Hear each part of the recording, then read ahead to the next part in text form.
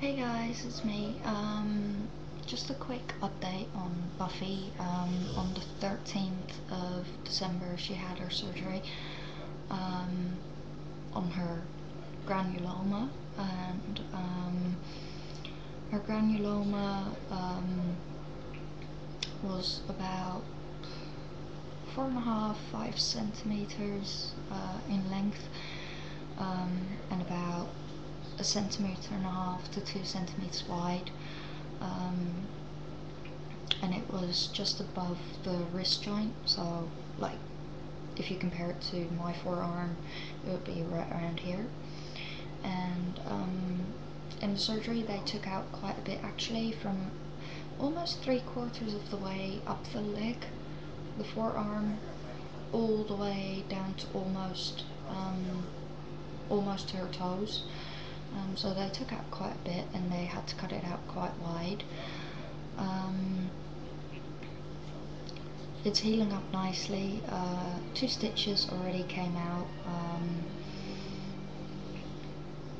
That happened during the changing of the bandages, which I had to do for the first week every other day. It was really nasty and horrible to do that, because obviously it's a fresh wound, and because the skin across the forearm was so tight, because I had to take out such a wide area, they actually had to make open incisions along the side of her leg on both sides to get enough stretch in the skin so they could close the wound up. Unfortunately, during the bandage changes, because they didn't put any stitches in those open incisions, a lot of blood and clear wound fluid got into the bandages, and yeah, that soaks it up, it dries, and then you have to take it off, which means that you're basically peeling a crust off a wound. And 2 of the stitches came out while that was being done. She's still got about between 15 and 20 stitches in her leg at the moment. They will be removed the 6th of January. She had her surgery done in Utrecht, and they did a fantastic job. I mean, it's the first time she's ever had surgery in her life. She's about 6.5 now. She's never had surgery before, so it wasn't exactly something that I knew how she would react to. But she did really well during surgery, and waking up was quite difficult for her. Took quite a while. She had her appointment in the morning around 10 o'clock, and she had her surgery around noonish, 1 o'clock, something like that. And then got out of surgery about an hour later, and then on the way home she just slept in the car. She just laid down, completely zonked out from the anesthesia, and she just slept all the way home. And then when we got home, I actually had to lift her out of the car because she was just still so drunk from the anesthetics that she couldn't stand straight, she couldn't walk or anything. It was just, she was like a severely drunk person, you know, stumbling all over the place. So I carried her into the house, laid her in a bed and everything, and had her sleep for the rest of the day. Bundled her up so she would be able to maintain her body temperature, because obviously it's December, it's cold, you know, and after an animal wakes up from anesthesia, anesthetics actually suppress the body's ability to regulate temperature, so they tend to get cold. So I wrapped her up and everything, made sure that she was comfortably warm, not too warm because you don't want them to overheat either. But we're about 2.5 weeks on now, and the wound is healing up nicely. The incisions where that they had to make laterally along the leg are dry now. It took about a week and a half before they stopped bleeding, because they were quite wide, so it took quite a while before they stopped bleeding, but they're dry now, so that's good. The top of the incision, like the first third and the bottom third of the wound, are pretty much closed, so that's all good. It's only like a little section in the middle that's right near the wrist joint that's having a bit of trouble, but that's because those 2 stitches came out, so obviously there's nothing there pinching the skin together, but you can see nice pink skin underneath the moisture that's still coming out, because there's still wound fluid coming out because it's such a mobile area, and that's the trouble with surgery in those areas. It tends to leak for a long time. But other than that, it's healing up nicely. She's on antibiotics, on painkillers, on calming tablets, and she has a healing cream as well, so 3 times a day I put cream on her leg to help the wounds heal quicker.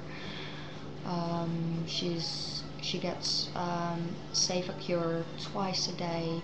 She gets Clomicalm twice a day, and then she gets Novacam once a day. So, but everything is healing up nicely. She's doing beautifully well. The only thing I'm still waiting for is the results from the pathology lab, to see what kind of tissue they actually removed. Because she is a Rottweiler, they decided to send the resected tissue off to pathology to have it tested for cancer and those types of things, which is actually quite common in Rottweilers. Rottweilers do tend to get cancer quite a bit. So they've sent it off. I'm still waiting for the results on that, but I'm hopeful. I don't think it'll be anything horrible or nasty, so we should be fine. I mean, I haven't had any trouble other than that, so I wouldn't see why that particular area would be cancerous. So I've got high hopes for it that it isn't cancer, but obviously in the back of my mind I do have it as a possibility, because yeah, you know, it's a Rottweiler and they do test it for it being a cancer for a reason. They don't do that just, you know, to terrify you as an owner, to scare the shit out of you. So other than that, yeah, not much new to tell. Other than that, she's got one of those beautiful big lampshades on her head, which is really not that happy about, but you know, it needs to be there because otherwise she'll tear out the stitches and lick the wound open. So for anyone who has a dog that has to have surgery, but the dog is really hyperactive like Buffy was, I recommend asking your vet about Clomicalm. It's a medicine, if you will, and basically what it does is it calms your dog down, but not to the extent where your dog will be drugged, you know, stoned or whatever. It's not like that. Your dog is still happy. Well, my dog, you know, this is my personal experience. In my personal experience, because my dog is on it, she's still happy, she's still chirpy, she eats well, she drinks well, she still loves her attention, her cuddles, and wants to go for walks and everything. But it just takes the edge off, you know, where she isn't so constantly, you know. So if you have a really hyperactive dog, or a dog with ADHD, and your dog has to have surgery, I would really recommend asking your vet about Clomicalm, because in my experience, it works an absolute treat. It's fantastic stuff. I would definitely recommend it. I would ask your vet though, because obviously every dog reacts differently to it. But for me, no negative experiences with it, so that's really good.